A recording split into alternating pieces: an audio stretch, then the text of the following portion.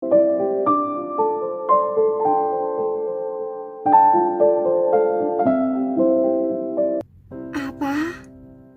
Lalu semua orang menoleh mengikuti arah telunjuk pelayan itu, dan benar saja mereka melihat ada lidah yang lengket sedang dijulurkan keluar masuk dengan suara mendesis.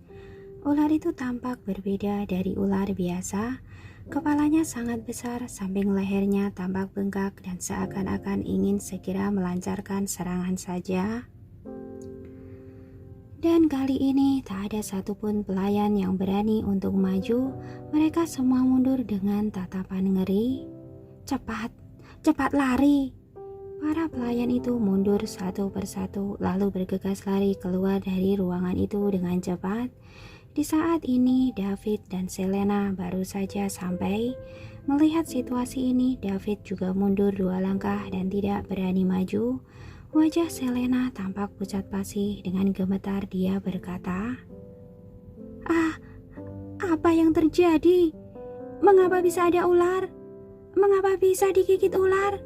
Kenapa kalian masih diam saja? Cepat pukul ular itu sampai mati!" Para pelayan saling menatap satu sama lain, tetapi tidak ada seorang pun yang berani melangkah maju, meminta mereka memukul dan melawan ular kobra yang berbisa itu. Apakah dia sedang bercanda? Tetapi saat Suster Marsha yang melihat situasi ini, wajahnya tampak pucat dan berubah-ubah warnanya.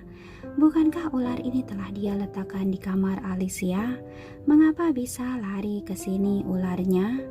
Tadi malam saat dia membawa kotak transparan yang berisikan ular tersebut, dia merasa betisnya gemetaran. Tetapi sekarang dia benar-benar takut untuk maju karena dia sangat meradari betapa beracunnya ular itu. Jika dalam waktu 1 jam tidak segera diobati, maka Marsha pasti akan mati. Tetapi saat ini dia juga tidak dapat memberitahu siapapun mengenai hal ini. Selena melihat tak ada seorang pun yang berani maju untuk memukul ular itu, hanya bisa berseru kepada David, "Suamiku, cepat pukul dan bunuh ular itu." Tetapi bagaimana mungkin David berani melakukannya? Namun dia juga tidak ingin kehilangan martabatnya sebagai seorang kepala keluarga di depan orang banyak. Jika sampai berita ini tersebar bahwa putrinya digigit ular dan dia tidak berani maju, lalu mau dikemanakan lagi wajahnya ini? Semua ini adalah salah para pelayan-pelayan pengecut ini, sehingga membuat Selena melimpahkan masalah ini kepadanya. Jika bukan gara-gara mereka, bagaimana mungkin dia berada dalam dilema seperti itu? Lalu dengan menggetakkan giginya, David mengambil sapu kemudian berencana untuk berjalan ke depan. Tetapi pada saat ini terdengar suara jernih yang bertanya kepadanya dengan bingung, "Papa, apa yang sedang kau lakukan tengah malam begini?" Saat David menoleh, dia melihat Alicia yang mengenakan piyama dengan rambutnya yang berantakan dan mata yang mengantuk, seperti orang yang belum sepenuhnya bangun. Lalu dia berkata dengan canggung, "Ada ular yang merangkak masuk ke dalam kamar adikmu. Adikmu pingsan karena digigit oleh ular itu, jadi aku harus pergi." "Bagaimana boleh?" ujar Alicia, dan rasa kantuk di matanya langsung hilang. Dia lalu meraih David dan berkata, "Ini terlalu berbahaya. Papa, kau tidak boleh pergi." Saat mendengar ucapannya ini, Selena menjadi sangat marah. Ia mengangkat tangan kanannya dan langsung menampar wajah Alicia dengan kasar. Sebenarnya Alicia bisa dengan mudah menghindar dari tamparan itu, tetapi dia tampak ragu selama 1 detik sebelum memutuskan untuk tidak melakukannya. Setelah mendengar suara plak yang nyaring, tamparan itu mengenai wajah Alicia dengan kencang. Tamparan yang bagus. Pipi Alicia yang putih dan halus langsung membengkak. Jejak 5 jari Selena itu tertinggal dengan jelas di wajahnya. Setelah Selena menamparnya, dia memaki, "Dasar jalang, kau hanya ingin melihat adikmu mati kan? Kau adalah wanita yang jahat. Keluar dari sini." pengurus rumah tangga, cepat seret dia keluar dari sini. Pengurus rumah tangga di sebelahnya tampak serba salah, jadi dia menoleh untuk melihat reaksi David. Sebelum David sempat berbicara, dia melihat bulu mata Alicia berkedip dan air mata mengalir di wajahnya. Lalu dia berkata dengan sangat sedih, "Papa, aku hanya khawatir akan keselamatanmu. Bagaimanapun juga, kau adalah kepala keluarga ini. Jika sampai terjadi sesuatu padamu, lalu apa yang akan terjadi pada keluarga kita nantinya? Aku baru saja menemukan papaku, jadi aku tidak ingin kehilangan orang terdekatku lagi." Ucapannya ini sangat menyentuh lubuk hati David yang paling dalam. Ya, dia adalah kepala keluarga ini dan seluruh keluarga ini menggantungkan hidup mati mereka kepadanya. Jika sampai terjadi sesuatu dengannya, bukankah keluarga ini juga akan lenyap? Memang benar hanya putri kesayangannya saja yang dapat begitu memahaminya. David mengenyitkan keningnya dan memelototi Selena. "Mengapa kamu memukuli anak itu? Ini kan bukan salahnya. Dia hanya mengkhawatirkan keselamatanku." "Tetapi dia tadi dengan jelas menginginkan Marsha." "Tante," ujar Alicia dengan cepat. Dia menyela ucapan Selena. "Jika kau begitu mencurigai terhadapku, maka aku akan membuktikan kepadamu bahwa aku sama sekali tidak menginginkan adikku mendapatkan masalah." Sembari dia berkata, lalu dia mengambil sapu di tangan David kemudian berjalan mendekati ular itu tanpa rasa takut. "Nona besar, hati-hati, ular itu sangat beracun," ujar para pelayan yang tidak sampai hati melihatnya. Mereka berbaik hati memperingatkannya. Dibandingkan dengan Marsha, David merasa Alicia adalah putrinya yang paling berharga. Dia tak ragu akan hal ini. "Putriku, jangan pergi," ujar David seraya ingin menghentikannya. Tetapi Alicia melepaskan genggaman David dan berjalan menuju ular itu. Ular kobra itu merasa ada bahaya mengancamnya, jadi saat dia melihat Alicia menghampirinya, dia langsung terbang ke arahnya. Alicia menghindari serangan ular itu dengan kesulitan, lalu dengan cepat membalik dan menyapu ekor ular itu dengan sapu. Ular kobra itu bahkan tampak lebih marah dan mengeluarkan desisan suara yang lebih menakutkan. Shh, shh. Semua orang tampak sangat ketakutan sehingga tak satupun dari mereka berani bergerak atau malah bersembunyi sejauh mungkin. Hanya Alicia sendiri yang bertarung melawan ular kobra itu di ruangan yang besar itu. Di mata semua orang, Alicia adalah seorang pahlawan yang sangat berani. Akhirnya setelah bertarung lebih dari 10 menit, Alicia meraih kepala ular itu dengan cara yang canggung dan sulit dan berkata, "Berikan aku gunting atau pisau atau apapun." "Aku punya pisau di sini," ujar seorang pelayan yang dengan berani berjalan ke arahnya untuk menyerahkan pisau buah itu kepada Alicia. Lalu dengan cepat Alicia mengambil pisau itu dengan memejamkan mata. Dia memotong kepala ular itu dengan pisau tadi seolah-olah dia tampak ketakutan, tapi mau tak mau tetap harus melakukannya. Ular kobra yang menakutkan itu akhirnya terbelah dua dan tidak bisa bergerak lagi. Dan baru pada saat ini David berani melangkah maju dan bertanya pada Alicia dengan khawatir, "Putriku, apakah kau baik-baik saja?" Alicia tampak sangat ketakutan dan saat dia melihat David, dia langsung berlari ke pelukannya. "Papa, aku sangat takut." "Putriku, jangan takut. Ular itu sudah mati. Tak ada masalah lagi." "Aku tidak takut saat Papa ada di sini. Papa, kau jangan pedulikan aku dulu sekarang. Cepat antar adikku ke rumah sakit," ujar Alicia sambil mengangkat kepalanya dan menunjukkan ekspresi sedih tetapi seolah-olah dia harus melepaskannya pergi. Hati David langsung meleleh. Memiliki seorang putri seperti dia merupakan anugerah yang paling indah dalam hidupnya. Saat dia melihat bekas tamparan yang masih tampak di wajah Alicia, amarah hatinya langsung berkobar-kobar. Lalu dia memelototi Selena dan berkata, "Lihat, apa yang telah kau lakukan. Dia mengorbankan nyawanya demi melindungi Marsha. Dan kau malah mengira dia ingin membunuh Marsha." Aku rasa orang seperti kau yang tidak bisa membedakan mana yang benar dan mana yang salah seharusnya tidak cocok untuk mengurus semua urusan keluarga ini. Mulai sekarang, aku sendiri yang akan mengurus keuangan dan pengeluaran keluarga ini. Wajah Selena langsung memucat. "Suamiku, aku hanya..." Selena buru-buru mencoba untuk membela diri, tetapi David langsung memotong ucapannya. "Aku tak ingin mendengarnya. Mulai sekarang dan seterusnya, kau kembalilah ke kamarmu untuk introspeksi diri. Jika belum selesai, kau tidak diperbolehkan keluar." Lalu seorang pelayan datang untuk melamporkan, "Pak, ambulan sudah tiba."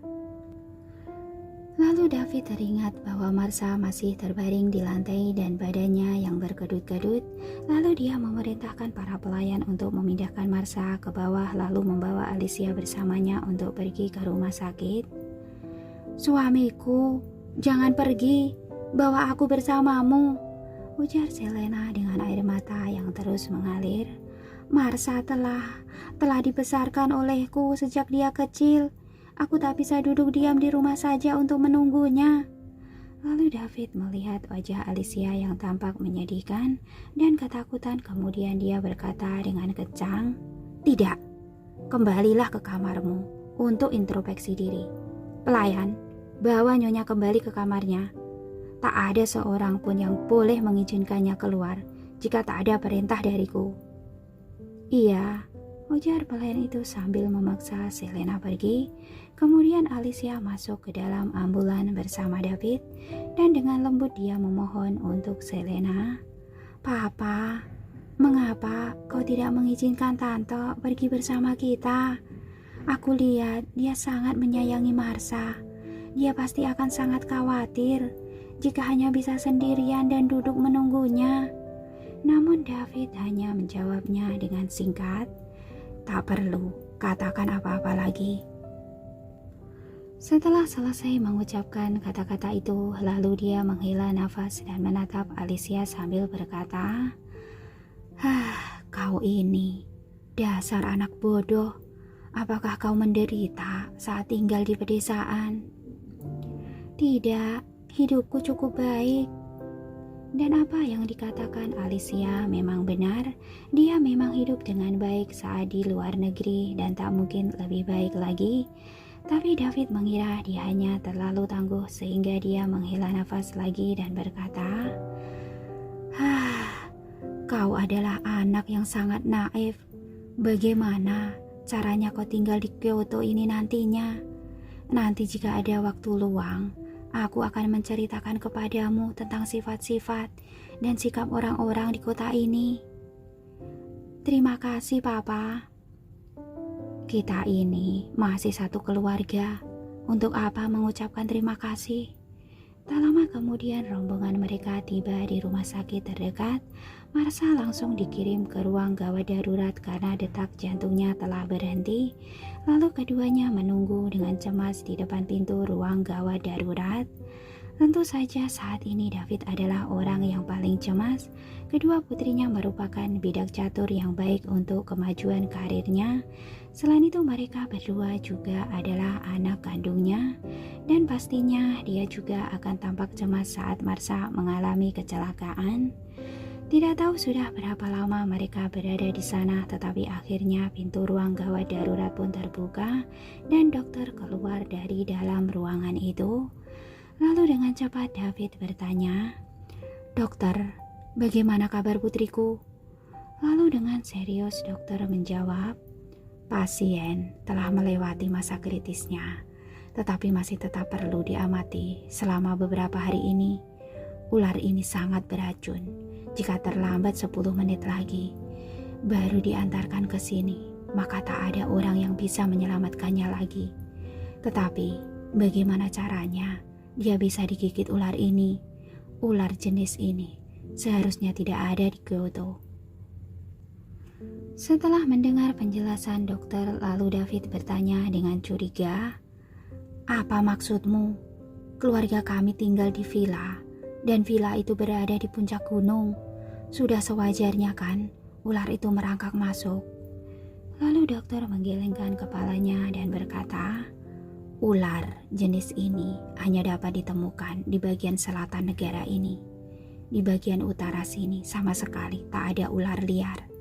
Meskipun ada, mungkin itu dikirim dari bagian selatan. Jadi mungkin kau bisa pulang untuk mencari tahu tentang apa yang terjadi dalam masalah ini." Wajah David tiba-tiba tampak mengeruh. "Maksudmu, ini adalah ulah manusia?" "Mungkin." David langsung mengepalkan tangannya dengan erat dan berkata, "Siapa yang mencoba untuk membunuh putriku?" Dan tanpa sadar tatapannya jatuh pada Alicia yang berada di sampingnya. Dia menatapnya dengan curiga. Tampaknya Alicia tidak tahu apa-apa dan dengan marah dia ikut memaki seperti David. "Beraninya ingin membunuh orang dengan menggunakan ular berbisa. Yang membawa ular ke villa dengan niat membunuh memang benar-benar bukan manusia. Papa, kau harus menyelidiki hal ini. Ini namanya pembunuhan berencana." Saat David mendengar apa yang dikatakan Alicia, akhirnya keraguan dan curiga di hatinya berangsur-angsur menghilang. Masalah semacam ini tidak mungkin dapat dilakukan oleh seorang gadis desa yang baru saja sampai di Kyoto. Hatinya juga tampak tulus. Selain itu juga bisa melawan ular itu dengan gagah berani. Tidak seharusnya dia mencurigainya. "Mari kita pulang dulu. Aku ingin menyelidiki masalah ini. Siapa sebenarnya yang membawa ular ini?" "Iya benar Papa, harus diselidiki sampai jelas. Hari ini ular itu menggigit adikku. Bagaimana jika besok-besok ular itu menggigit Papa? Apa yang harus aku lakukan? Papa, kau benar-benar harus menyelidikinya dengan secepat mungkin," ujar Alicia dengan wajah serius. David memikirkan masalah ini dengan sangat serius. Jika sampai ketahuan olehnya si pelaku yang memasukkan ular itu ke dalam villanya, dia pasti tidak akan memaafkannya. Lalu David meminta seseorang untuk merawat dan menjaga Marsha di rumah sakit. Sementara itu dia membawa Alicia kembali ke villanya bersamanya. Dia berencana untuk menyelidiki masalah ini secara menyeluruh. Di villa, meskipun Selena telah dihukum, tetapi ponselnya tidak disita, sehingga dengan cepat dia mendapat kabar bahwa Marsha baik-baik saja, dan itu membuatnya agak rileks sedikit. Tetapi saat dia mendengar bahwa ular yang menyerang putrinya itu sengaja dimasukkan oleh seseorang ke dalam villa, tubuhnya tampak bergetar karena marah. "Nyonya, Tuan sudah kembali," ujar seorang pelayan dengan tenang di luar pintu kamarnya. Selena sudah tidak sabar untuk keluar dari kamar itu, tetapi pintunya terkunci dan kuncinya ada pada David. Lalu dia berjalan mengitari kamar dan menemukan sebuah batu tinta. Lalu dengan menggunakan batu itu dia mengetuk kunci pintu kamarnya hingga pecah. Begitu Alicia dan David masuk ke dalam rumah, mereka melihat Selena sedang berlari ke bawah dengan cepat. Sambil berlari Selena berkata, "Suamiku, pasti si Jalang ini. Dialah satu-satunya orang yang ingin melenyapkan Marshaku. Jadi dia sengaja membawa pulang ular dari pedesaan. Dia adalah satu-satunya orang yang pulang dari daerah selatan. Suamiku, kau harus membantu dan membela Marsha." Lalu Alicia mundur 2 langkah, kemudian berkata dengan nada yang sangat sedih, "Tante, sejak awal kau selalu curiga padaku. Kau curiga bahwa aku akan menyakiti adikku. Dan demi membuktikan ketulusanku, aku telah mengorbankan nyawaku demi menyelamatkannya. Dan ternyata begitu saja. Masih belum cukup. Sekarang kau bahkan memfitnahku dengan mengatakan bahwa ular itu dibawa pulang oleh aku. Selena menunjuk hidung Alicia sambil memaki. Sudah pasti kau pelakunya. Berhentilah berpura-pura sedih di depanku. Suamiku, sekap dan interogasi dia. Cukup, ujar David dengan tak sabar. Kau telah memfitnahnya sekali. Apakah kau masih ingin melakukan yang kedua kalinya lagi? Aku akan menyelidiki masalah dan memberimu jawaban yang jelas. Sekarang kembalilah ke kamarmu dan jangan pernah keluar lagi. Pelayan, bawa dia ke kamarnya dan jaga dia. Jangan mengizinkannya keluar. Iya, Tuan. Lalu para pelayan memaksa Selena untuk pergi lagi. Suamiku, kau harus percaya padaku. Kau harus menyelidikinya. Alicia lalu menoleh ke belakang saat Selena dibawa pergi, dan dalam hatinya dia sangat yakin bahwa masalah ular kobra ini tidak ada hubungannya sama sekali dengan Selena. Jika Selena juga terlibat di dalam kasus ini, seharusnya dia tidak akan pernah bisa mengatakan kata selidiki. Bagus sekali. Dengan begitu maka Marsha harus membayar kebodohan dan kekejamannya. Lalu Alicia menoleh kepada David dan berkata dengan lantang, Papa, saat aku masuk ke rumah ini, aku melihat ada banyak kamera CCTV di rumah ini. Kau dapat memeriksa video CCTV itu untuk melihat siapa yang masuk dan keluar dari villa ini pada malam hari. Mungkin kau juga bisa meminta seseorang untuk menanyakan tempat yang menjual ular di sekitar sini. Apakah pernah menjual ular berbisa? Kau benar, ujar David, kemudian memerintahkan pengurus rumah tangga untuk melakukannya. Lakukanlah sekarang. Selain itu, periksa juga setiap kamar di villa ini untuk melihat apakah masih ada ular berbisa. Meskipun ini baru jam 3 atau 4 pagi, tetapi dia sama sekali tidak mengantuk karena dia khawatir ada ular berbisa yang tiba-tiba keluar entah dari mana. Tidak lama kemudian pelayan yang bertanggung jawab memeriksa video CCTV datang untuk melapor. Tuan, kami menemukan bahwa pada jam 11 tadi malam, Suster Nona Marsha pernah keluar dari villa. Selain dia tak ada lagi orang lain yang pernah keluar dari villa.